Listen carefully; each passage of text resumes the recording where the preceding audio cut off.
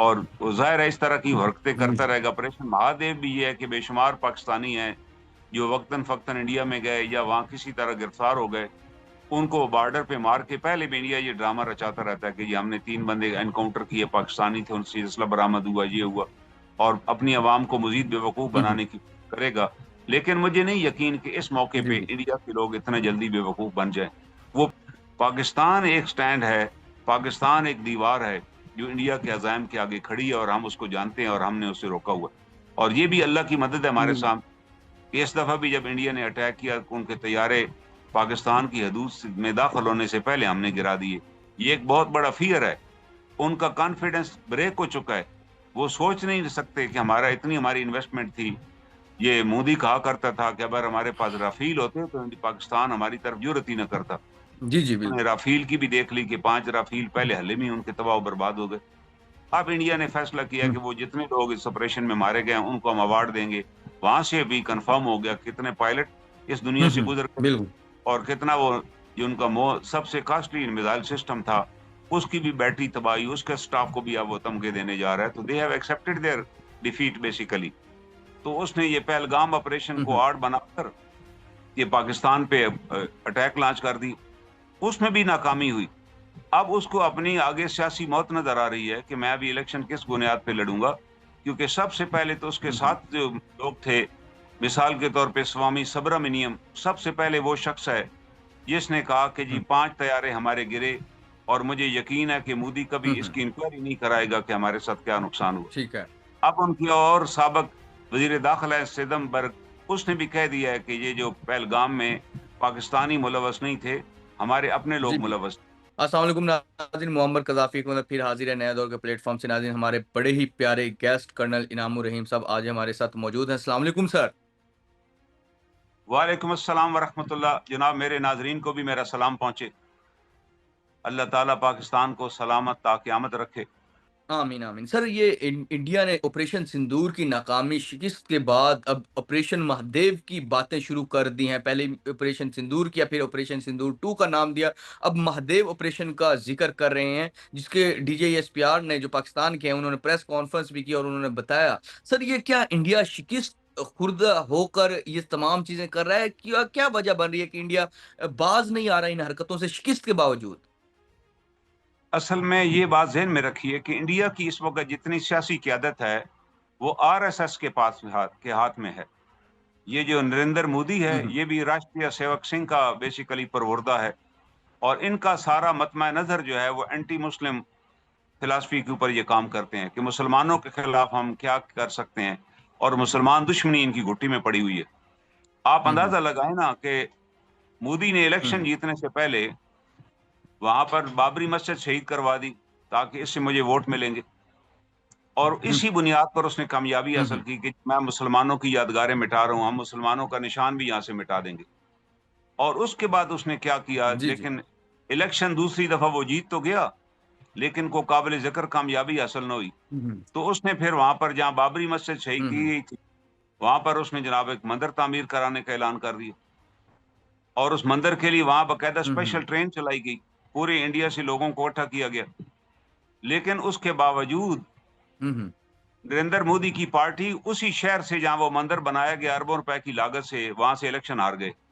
इसका मतलब है लोगों ने उस हुँ, हुँ। नज़रिए को, बिल्कुल। नफ़रत के नज़रिए को रिजेक्ट नहीं किया। अब उसके पास कोई और नारा नहीं था, तो उसने ये पहलगाम ऑपरेशन हुँ, को हुँ। आड़ बनाकर ये पाकिस्तान पे अटैक लॉन्च कर दी। उसमें भी नाकामी हुई।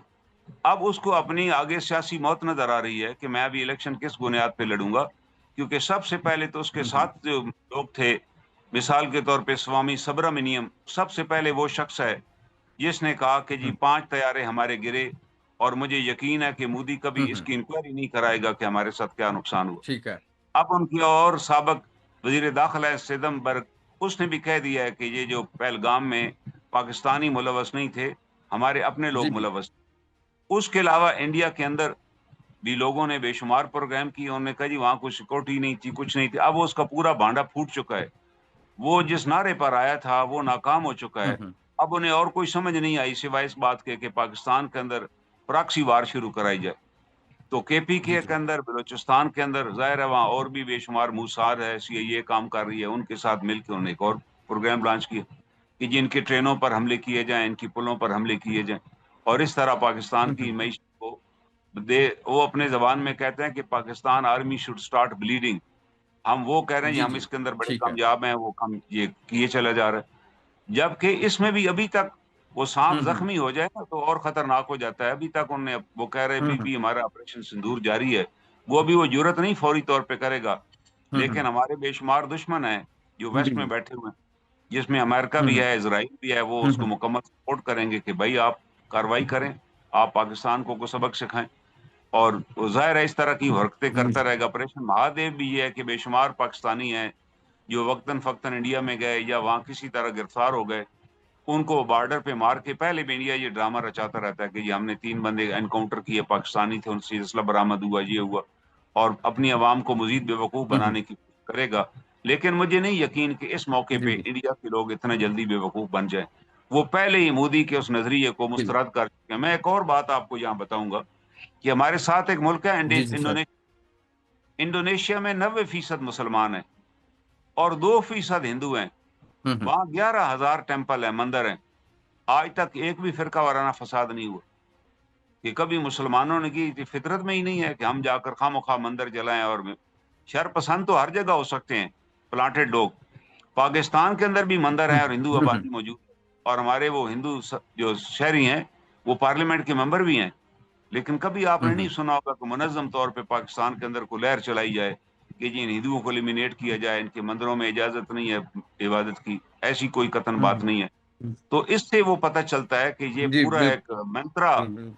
मोदी ने, नरेंद्र मोदी, उसकी पार्टी राष्ट्र सेवक सिंह, ये वो लोग हैं, जब गांधी ने कहा था कि पाकिस्तान के हिस्से के पैसे पाकिस्तान को वापस किए जाएँ, उनने महात्मा गांधी को ही मार डाला था, नथुराम गॉडसे ने। और उसकी बरसी के ऊपर ये हलफ उठाते हैं कि हम तुम्हारी मट्टी को जी, जी, सर। जाकर सिंध और झेलम और चनाब के दरियाओं में फेंकेंगे। हर साल वो हलफ उठाते हैं। They are committed with this thing. वो पाकिस्तान की इस लकीर को मिटाना चाहते हैं। वो दो कौमी नजरिए में बिलीव ही नहीं करते। वो कहते नहीं जी ये मुसलमान आउटसाइडर हैं, they have no right to live in India. आप अंदाजा लगाएं ना, वहां सिटीजन अमेंडमेंट बिल एक पास करवाया मोदी ने, जिसके तहत उसने आसाम और उन इलाकों में जितने इंडियंस रहते जी, हैं, जी, सर। उसमें वो लोग भी हैं जो इंडियन आर्मी में पिछले 10 साल से सर्विस कर रहे हैं। उनके पेरेंट्स को भी कहा गया है कि आप साबित करें कि आप इंडियंस हैं, हुँ, वरना हुँ। आपको यहाँ से निकाल दिया जाएगा। आज भी उनके एक सर्विंग ऑफिसर का बयान आया हुआ था बिल्कुल। कि जी मैं 10 साल से फौज में सर्व कर रहा हूँ।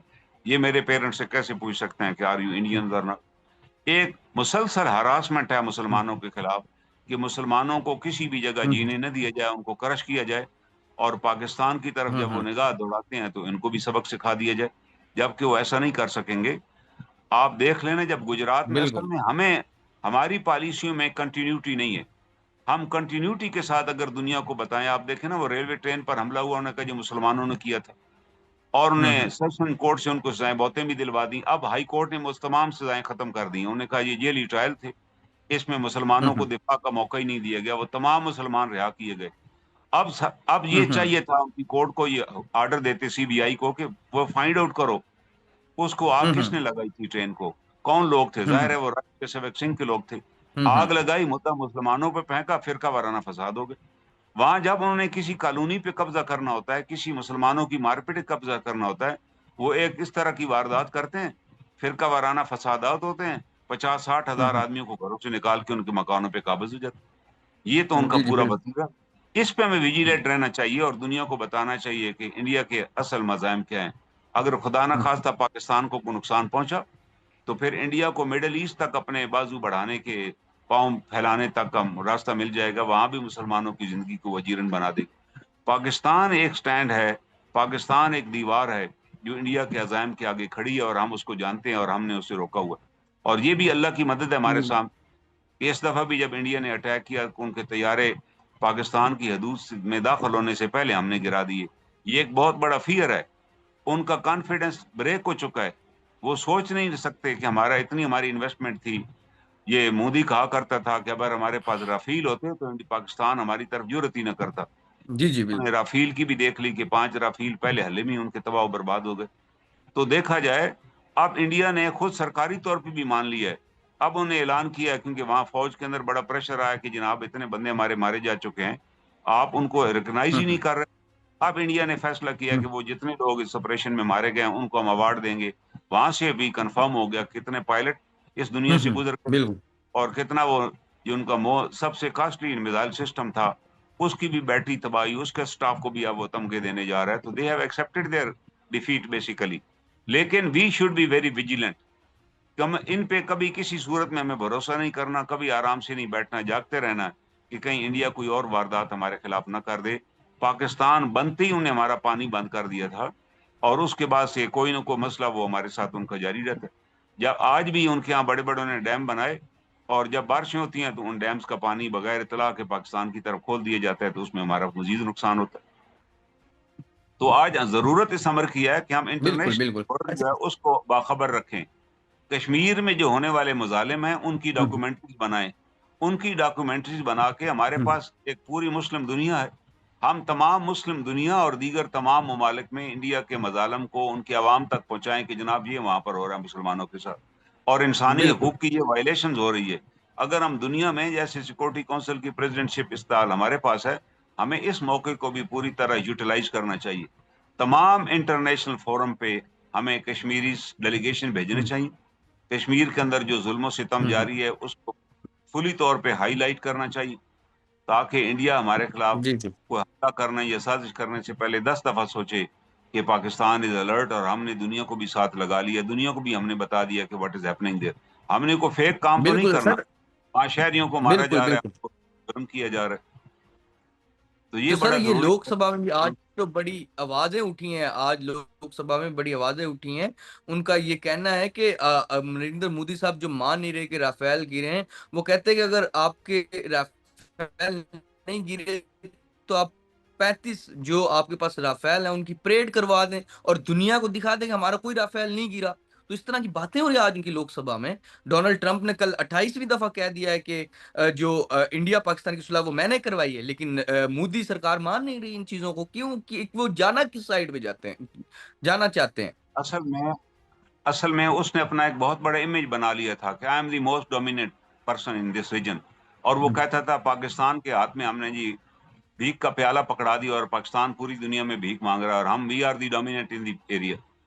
उनकी अपनी मुल्क हम्म, के अंदर पॉलिसीज अच्छी होंगी लोगों के लिए, अपने लोगों के लिए, सिर्फ हिंदुओं के लिए। हम्म, वहां के अंदर जितनी हम्म, माइनॉरिटीज हैं, चाहे वो क्रिश्चियंस हैं, चाहे वो सिख हैं, चाहे वो अछूत हैं, hmm, they are in a जी जी मिजरेबल कंडीशन। उनको कोई हकूक हासिल नहीं है। जब ये जी चाहे जी इवन क्रिश्चियन माइनॉरिटी के घरों को उन्होंने जला दिया, उनके भी चर्चेस को उन्होंने तबाह बर्बाद कर दिया। तो हमें दरअसल ये चाहिए कि वो जो माइनॉरिटीज हैं इंडिया की जिनके साथ ये मजालम हो रहे हैं उसको हम हाईलाइट करें, हम इंटरनेशनल वर्ल्ड को बताएं कि हमारे यहाँ क्या मदाखलत इंडिया कर रहा है और किस किस्म की वारदातें वो कर रहे हैं। अगर हम अटेंटिव तरीके से अपने डेलीगेशन मुस्लिम वर्ल्ड में भेजेंगे, और इस वक्त तो मीडिया की जंग है, आप मीडिया के ऊपर हाईलाइट करें कि किस तरह के जी वहां जी इंडिया के अंदर क्या कुछ हो रहा है। अगर वो सारी चीजें हम हाईलाइट करके लोगों के सामने लाएंगे तो पब्लिक ओपिनियन एक बनती है कि वाकई इंडिया यही कर रहा है। आप देख लेना इस मौके पे जो हमारे ऊपर जो उसने अटैक किया, इस पे हम्म, तकरीबन दुनिया के तमाम हम्म, ममालिक ने इसको अच्छी नजर से नहीं देखा। उन्होंने कहा जी क्या जरूरत थी इंडिया को हमला करने की, क्योंकि पाकिस्तान ने सबसे बेहतरीन जी जी इनिशिएटिव ये लिया कि जब पहलगाम का उन्होंने ड्रामा रचाया तो पाकिस्तान ने इमीडिएटली कहा कि इसकी हम इंक्वायरी कराने के लिए तैयार हैं, कोई तीसरा मुल्क इसकी इंक्वायरी करे, हम तमाम सबूत फराम करेंगे। आप अगर हमारे पास कोई सबूत है हमारे खिलाफ तो वो भी आप ले आए, we are ready to join the investigation. तो ये एक बहुत बड़ा ओपन जी जी हमारा जी स्टैंड था। इंडिया उससे भाग गया। इंडिया ने कहा जी हम किसी की इंक्वायरी नहीं मानते, किसी फोरम को भी हम नहीं मानते, हम्म, हम बस बदला लेंगे। उसके ऊपर इंडिया की अपनी आवाम ने हम्म, भी कहा और वो जब कह रहे हैं इसकी इंक्वायरी कराओ तो आप करवा लें इंक्वायरी। उनके बड़े बड़े सीनियर जर्नलिस्ट और रिटायर्ड अफसर ने भी कहा कि यार दोनों आप न्यूक्लियर पावर हो। इस वक्त देखें ना दुनिया के अंदर फ्रांस और जर्मनी की भी दुश्मनी रही है। फ्रांस और इंग्लैंड दोनों का बॉर्डर जो एक समुंदर है दरमियान में छोटा सा, कम 100 साल जंगों की तारीख है। आज वो भी तय उन्होंने कर लिया बिल्कुल कि आइंदा कोई मजीद जंग नहीं होगी। अब उन्हें टनल बना लिया दरमियान में, फ्रांस और लंदन के बिल्कुल दरमियान। दोनों मुल्कों ने खर्चा किया, उन्होंने कहा लोगों को आने जाने दो, अपनी मईशत को डेवलप करो और जंग के प्रिंसिपल को छोड़ दो। ईस्ट जर्मनी और बिल्कुल वेस्ट जर्मनी के दरमियान दीवार थी, कोई ईस्ट जर्मन जरूरत नहीं करता था वेस्ट जर्मनी बिल्कुल, आने की। बिल्कुल, बिल्कुल। अल्टीमेटली उन्होंने आपस में तय किया और दीवार गिरा दी। जी, और उसके बाद उन्होंने अलाउ किया ईस्ट जर्मन्स को कि बिल्कुल, आप हमारे यहाँ वेस्ट में आए। और ने वेस्ट जर्मनी वाले जो इंडस्ट्रियलिस्ट थे उनको कहा कि आप जाके इंडस्ट्री लगाएं ईस्ट जर्मन में, ताकि वो एट पार आ जाएं वेस्ट जर्मनी के, उनको एम्प्लॉयमेंट के लिए, उनको बिल्कुल, नौकरियों के लिए कहीं बाहर न जाना पड़े। हम इस खित्ते के ममालिक हैं जहाँ दोनों में गुर्बत है, दोनों में बेकारी है, दोनों में अनएम्प्लॉयमेंट है, दोनों में एजुकेशन नहीं है। हम अपने सारे वसाइल इंडिया की हमाकत की वजह से डिफेंस पे खर्च कर रहे हैं, जो कि हमारे इंफ्रास्ट्रक्चर पे खर्च होने चाहिए थे, तालीम और हेल्थ पे खर्च होते। लेकिन क्योंकि इंडिया को एक ज़हन में बैठा हुआ है कि जी वो अखंड भारत का ख्वाब देख रहा है कि जी इंडिया बड़ी सुपर पावर थी और बाहर से लोग आए, और हालांकि इंडिया कभी भी अखंड भारत नहीं रहा। इंडिया में हमेशा राज्य और राजवाड़े थे छोटे छोटे। ये तो मुसलमान हुक्मरानों ने इसको मुतहद किया। सुल्तान अलाउद्दीन खिलजी ने मुतहद करके सुल्तान हुकूमत कायम की, और उसके बाद मुगल आ गए, मुगलों ने इंडिया को यूनाइट किया और एक हुकूमत कायम की। ये तो मुसलमानों को क्रेडिट जाता है, और वो लूट के यहाँ से कुछ भी नहीं ले गए। जो कुछ उन्होंने वहां से हासिल किया उसके लिए वहां उन्होंने बड़ी बिल्डिंग्स बनाई। शेरशाह सूरी का सबसे बड़ा क्रेडिट है कि दुनिया की सबसे बड़ी रोड जो पेशावर काबल से रवाना होती थी और लास कुमारी और बांग्लादेश तक, ईस्ट उस जमाने की ईस्ट पाकिस्तान तक वो जाती थी, जिसको जीटी रोड कहते हैं, ग्रैंड ट्रंक रोड। आज तो 5 साल में हम प्लान ही नहीं कर सकते। शेर शाह सूरी जो थे वो सिर्फ 5 साल हुक्मरान रहे। 5 सालों के अंदर उन्होंने पूरे इंडिया के अंदर रोड नेटवर्क बिछा दिया। उन्होंने कहा जी ये तो हो नहीं सकता, वो रोड आज भी मौजूद है, उसी के ऊपर हमने डेवलप किया हुआ है। तो मुस्लिम हुक्मरानों ने तो वहां तालीम दी, एजुकेशन मुहैया की, रोड नेटवर्क डेवलप किया, तजारत में इंडिया को इतना आगे ले गए कि India was known as the golden sparrow, कि वो इसीलिए बिल्कुल, अंग्रेज आए, उनने लूटा और वो लेकर चले गए। और वो भी तब लूटा जब हमारे इन हिंदुओं ने अंग्रेजों का साथ दिया मुसलमानों के खिलाफ। बिल्कुल, उनको ये बिल्कुल। था कि हम इनको साथ दें ताकि मुसलमानों से जान छूटे, बगैर सोचे समझे कि वो अरबों की दौलत जो सदियों से इंडिया में जमा थी वो अंग्रेज जहाजों में भर के ले गए और इनको उसी तरह बिल्कुल। कंगाल छोड़ दिया।